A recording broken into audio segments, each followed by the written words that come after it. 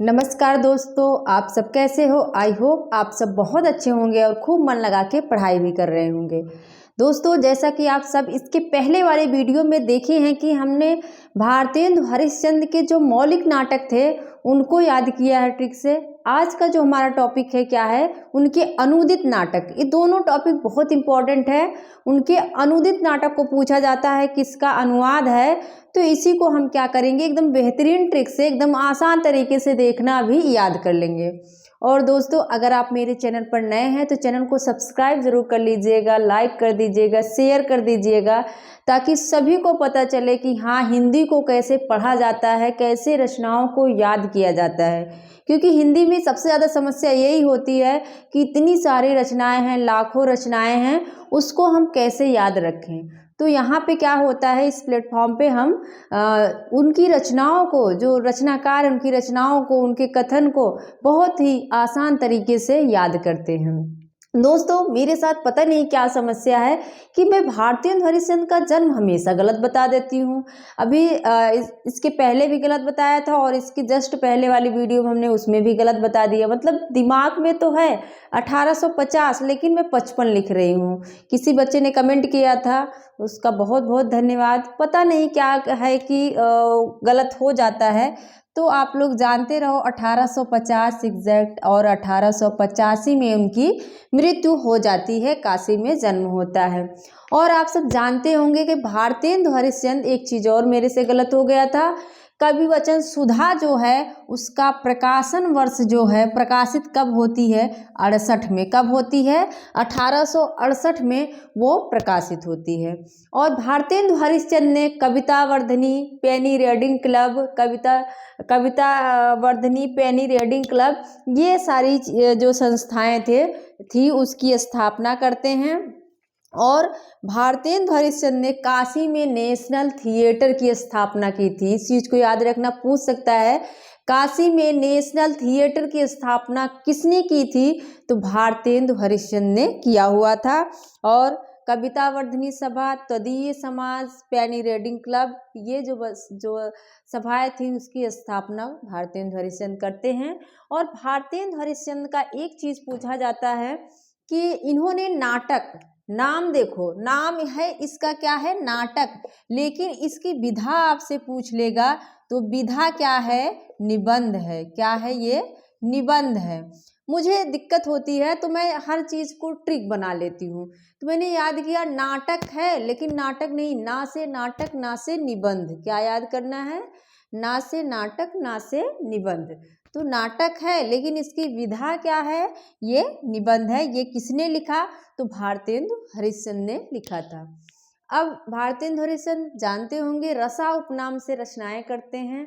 और देखते हैं अब इनकी जो रचनाएं हैं अनुदित, उस पे वो किसका किसका अनुवाद करते हैं। कालक्रम इतना इम्पोर्टेंट नहीं है, कालक्रम नहीं ज़्यादा पूछा जाता है। ये पूछ लिया जाता है कि रत्नावली किसका अनुवाद है या पूछ लेगा चौर पंचाशिका का अनुवाद कौन सी रचना है, तो उसी को हम ट्रिक से याद करते हैं। रत्नावली, जैसा कि आप जानते होंगे, रत्नावली एक नाटिका है। ये किसकी रचना है, हर्ष की। ये संस्कृत के महान कवि हैं हर्ष, उन्हीं की रचना है ये रत्नावली। और 1868 में जन्म होता है। इसको 1868 में इन्होंने अनुवाद किया था। तो इसको तो ट्रिक बनाने की ज़रूरत ही नहीं है।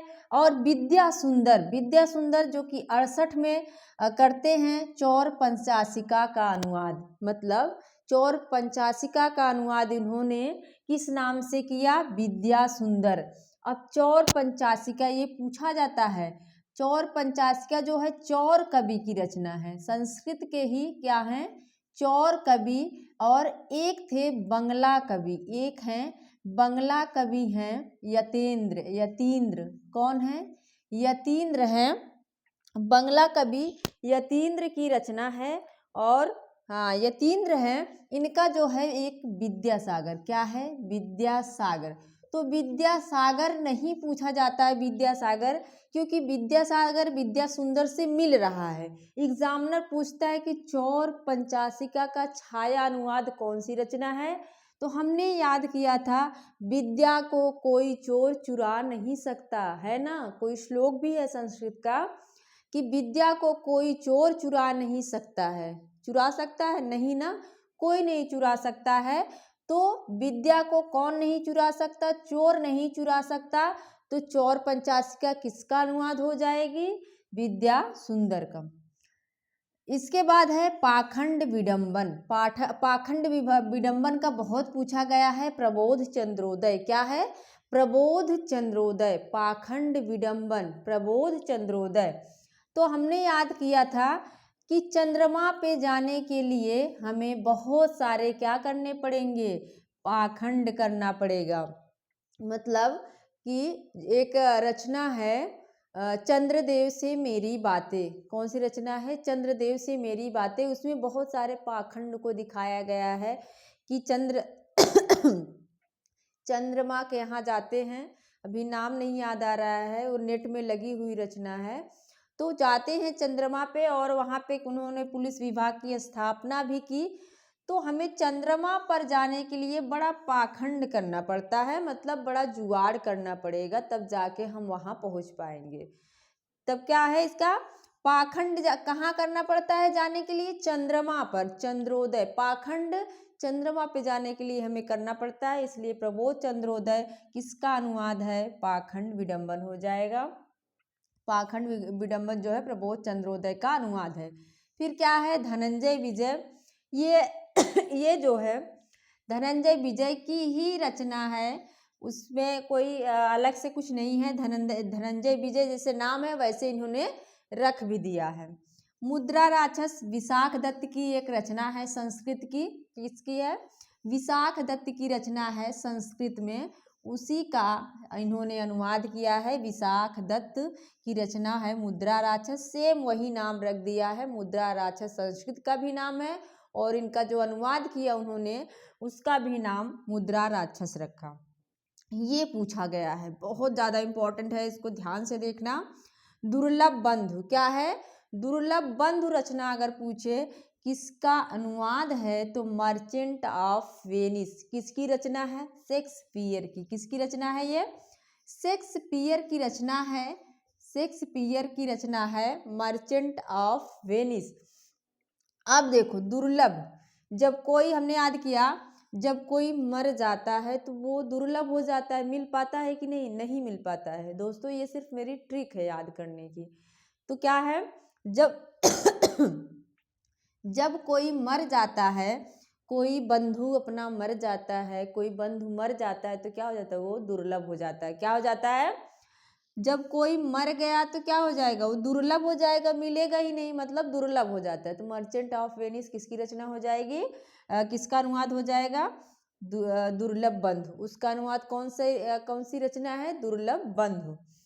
फिर क्या है? कर्पूर मंजरी राजशेखर की ही रचना है, इसी नाम से है। यह एक सट्टक है। क्या है?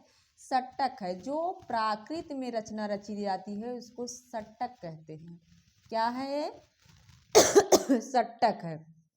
तो ये प्राकृत में राजशेखर की रचना है, प्राकृत में कर्पूर मंजरी, उसी का सेम नाम इन्होंने रख दिया कर्पूर मंजरी। इसके बाद है सत्य हरिश्चंद्र, ये भी बहुत पूछा जाता है। चंड कौशिक, क्या नाम है? चंड कौशिक, हमने याद कर लिया। चार हरिश्चंद्र में भी आया है और चंड कौशिक में भी चा आ रहा है, नाम में भी चा और जिस रचना का अनुवाद है उसका भी क्या है? उसमें भी चा है। चंड कौशिक हरिश्चंद्र याद हो जाना चाहिए। भारत जननी जो है इनकी किसका है? भारत माता। भारत जननी जो रचना है वो भारत माता का अनुवाद है। यह ये क्या है? गीत नाट्य है। क्या है? गीत नाट्य है। मुझे लगता है दोस्तों आप लोग को याद हो गया होगा। और मेरा पूरा वीडियो देखने के लिए आपका बहुत बहुत धन्यवाद। मिलते हैं अगली वीडियो में। Thank you.